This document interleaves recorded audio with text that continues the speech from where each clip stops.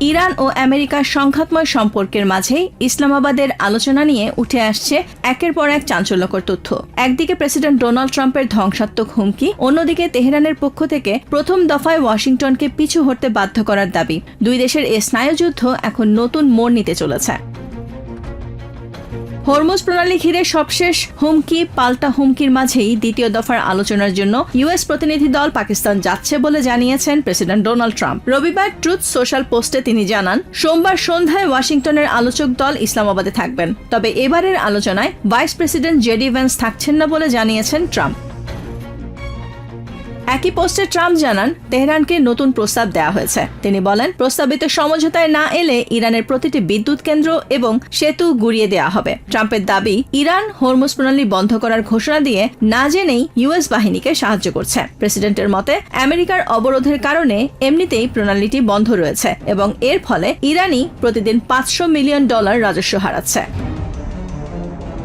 তবে ট্রাম্পের হুমকির মুখে বিন্দুমাত্র নমনীয় নয় তেহরান। ইরানের প্রধান আলোচক স্পিকার মোহাম্মদ বাঘের গালিভাফ স্পষ্ট করে দিয়েছেন, যে কোনো শান্তি চুক্তি হতে হবে টেকসই এবং সেখানে ইসরায়েল বা আমেরিকার পক্ষ থেকে ভবিষ্যতে কোনো আগ্রাসন না চালানোর গ্যারান্টি থাকতে হবে। কোনো ধরনের ষড়যন্ত্র হলে পূর্ণ শক্তিতে যুদ্ধ শুরু করার হুঁশিয়ারি দেন ইরানি এই শীর্ষ কূটনীতিক। শত্রুরা অবশ্যই ক্ষতি সাধনের সুযোগ খুঁজছে। প্রতিদিন তাদের আস্তিন থেকে নতুন নতুন চক্রান্ত বেরিয়ে আসছে। যদি তারা যুদ্ধবিরতি পূর্ণাঙ্গভাবে কার্যকর না করে, তবে আমরাও তা মানব না। সেক্ষেত্রে আলোচনা বন্ধ করে আমরা সরাসরি যুদ্ধ শুরু করব এবং আমাদের সর্বশক্তি নিয়োগ করব। গালিবাফ বলেন, আলোচনা হবে প্রতিশ্রুতির বিনিময়ে প্রতিশ্রুতির ভিত্তিতে। সমঝোতার আগে হিজবুল্লাহ ও অর্থ ফেরত ইস্যুর সুরাহা করার শর্তারোপ করেন তিনি। শনিবার ইরানের বেসরকারি সংবাদ সংস্থা ওয়েস্ট এশিয়া নিউজ এজেন্সিকে দেয়া এই সাক্ষাৎকারে তিনি এক চাঞ্চল্যকর তথ্য দেন। ইরানের স্পিকার বলেন, প্রথম দফায় যখন তারা ইসলামাবাদের আলোচনার টেবিলে ছিলেন, সে সময় হরমুজের দিকে ইউএস বাহিনীর অগ্রসর হওয়া নিয়ে সতর্ক করেন। গালিবাফ বলেন, ইরান যখন হামলার চূড়ান্ত প্রস্তুতি নেয়, তখন খোদ ওয়াশিংটনের প্রতিনিধিরা 15 মিনিট সময় চেয়ে পিছু হটার আদেশ দিয়েছিলেন।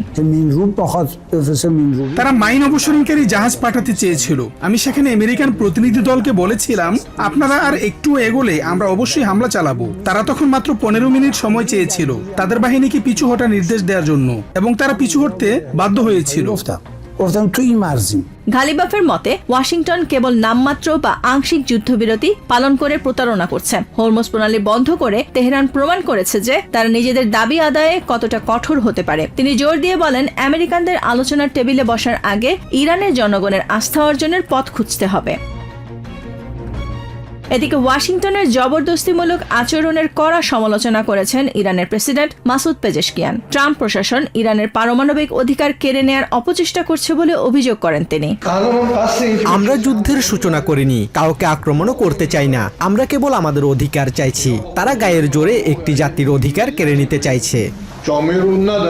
একদিকে ট্রাম্পের হুঙ্কার, অন্যদিকে গালিবাফের যুদ্ধের হুমকি ও পিছু হটার দাবি। সব মিলিয়ে ইসলামাবাদের টেবিলে কোনো সমঝোতা আসে কিনা তা নিয়ে সংশয় রয়েই গেছে। যদিও ইরানি প্রতিনিধি দল দ্বিতীয় দফার আলোচনায় অংশ নিচ্ছে কিনা সেটাও এখনো অনিশ্চিত।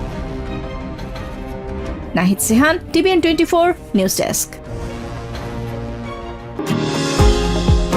নিউ ইয়র্ক থেকে সম্প্রচারিত TVN 24 টেলিভিশন বিশ্বজুড়ে বাঙালির কণ্ঠস্বর।